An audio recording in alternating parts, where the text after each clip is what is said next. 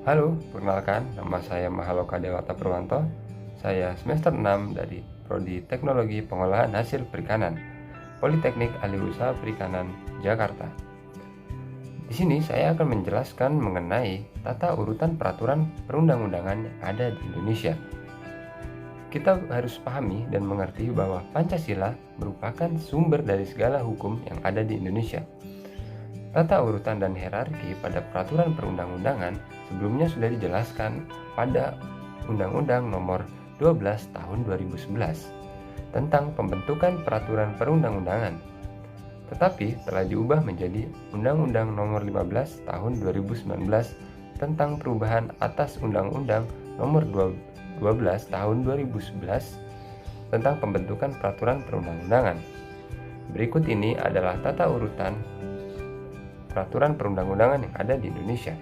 Yang pertama ada Undang-Undang Dasar Negara Republik Indonesia tahun 1945. Yang kedua adalah Ketetapan Majelis Permusyawaratan Rakyat. Yang ketiga, Undang-Undang atau Peraturan Pemerintah Pengganti Undang-Undang. Yang keempat, Peraturan Pemerintah. Yang kelima, Peraturan Presiden. Yang keenam, Peraturan Daerah Provinsi. Yang ketujuh, Peraturan Daerah Kabupaten atau Kota. Mari kita mulai yang pertama. Undang-Undang Dasar 1945. Undang-Undang Dasar 1945 ditetapkan oleh MPR yang terdiri dari DPR dan juga DPD. Yang dimuat dalam Undang-Undang Dasar 1945 yaitu semua dasar dan garis besar hukum dalam penyelenggaraan negara, meliputi jaminan hak asasi manusia, prinsip-prinsip dasar negara, dan tujuan negara. Seluruh hukum dan perundang-undangan yang dibuat tidak boleh bertentangan dengan Undang-Undang Dasar 1945. Yang kedua, ketetapan MPR. Ketetapan MPR yang berwenang menetapkan atau mengesahkan adalah MPR itu sendiri, berisikan tentang berbagai pengemban kedaulatan rakyat yang ditetapkan dalam sidang-sidang MPR. Yang ketiga ada undang-undang atau Perpu, peraturan pengganti undang-undang. Pada perancangan undang-undang sudah disetujui oleh DPR dan Presiden dan nantinya akan disahkan oleh Presiden. Sedangkan Perpu yaitu peraturan perundang-undangan itu juga ditetapkan oleh Presiden pada keadaan darurat dan memaksa. Isi dari undang-undang berisikan tentang pengaturan lebih lanjut mengenai ketentuan Undang-Undang Dasar 1945. Perintah suatu undang-undang untuk diatur dengan undang-undang, pengesahan perjanjian internasional tertentu, dan sebagainya. Yang keempat, peraturan atau PP ditetapkan oleh Presiden yang dibuat untuk menjalankan undang-undang sebagaimana mestinya. Berisikan mengenai aturan-aturan umum dalam melaksanakan undang-undang. Yang kelima, peraturan Presiden ditetapkan oleh Presiden dalam rangka menjalankan perintah peraturan perundang-undangan yang lebih tinggi dalam menyelenggarakan kekuasaan pemerintahan. Berisikan mengenai pengaturan pelaksanaan administrasi negara dan administrasi pemerintahan.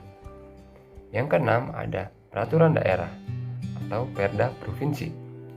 Setelah dirancang dan disetujui oleh DPRD Provinsi dan juga Gubernur, kemudian ditetapkan menjadi Perda Provinsi. Berisikan tentang penyelenggaraan otonomi daerah dan tugas pembantuan serta menampung kondisi khusus dari daerah yang bersangkutan. Yang ketujuh ada peraturan daerah, Perda, Kabupaten atau Kota. Setelah dirancang dan disetujui oleh DPRD Kabupaten atau Kota dan Bupati atau Wali Kota untuk ditetapkan menjadi Perda Kabupaten atau Kota.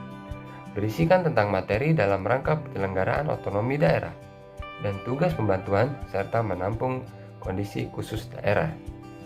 Berikut ini akan saya jelaskan tentang Undang-Undang Republik Indonesia Nomor 36 Tahun 2009 tentang Kesehatan. Undang-Undang Republik Indonesia Nomor 36 Tahun 2009 merupakan undang-undang yang mengatur tentang kesehatan masyarakat Indonesia. Beberapa hal penting yang harus diperhatikan dalam undang-undang ini adalah: yang pertama, kesehatan merupakan hak asasi manusia dan salah satu unsur kesejahteraan yang harus diwujudkan sesuai dengan cita-cita bangsa dalam Pancasila dan UUD 1945. Yang kedua, setiap kegiatan harus bertujuan memelihara dan meningkatkan derajat kesehatan masyarakat setinggi-tingginya. Yang ketiga, setiap masyarakat yang memiliki gangguan kesehatan pasti akan mengalami kerugian ekonomi pada negara. Yang keempat, setiap upaya pembangunan harus selalu dilandasi dengan wawasan kesehatan dalam arti pembangunan nasional harus memperhatikan kesehatan masyarakat dan tanggung jawab bersama. Bab 5 pada Undang-Undang Republik Indonesia Nomor 36 Tahun 2009 menjelaskan tentang sumber daya bidang kesehatan. Sedikit ringkasan yang diatur dalam Bab 5 Undang-Undang Nomor 36 Tahun 2009 mengenai sumber daya bidang kesehatan, yaitu yang pertama, pemerintah mengatur perencanaan, pengadaan, dan lainnya dalam rangka penyelenggaraan pelayanan kesehatan. Yang kedua, tenaga kesehatan harus memiliki kualifikasi minimum.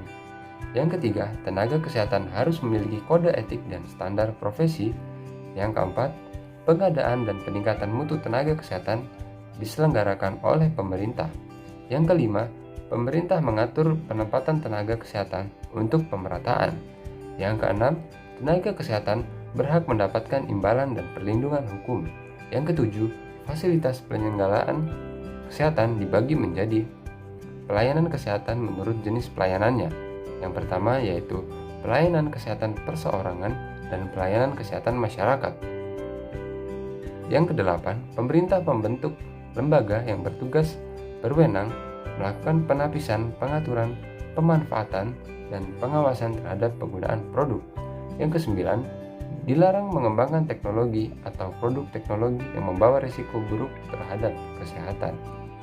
Terima kasih, sampai jumpa.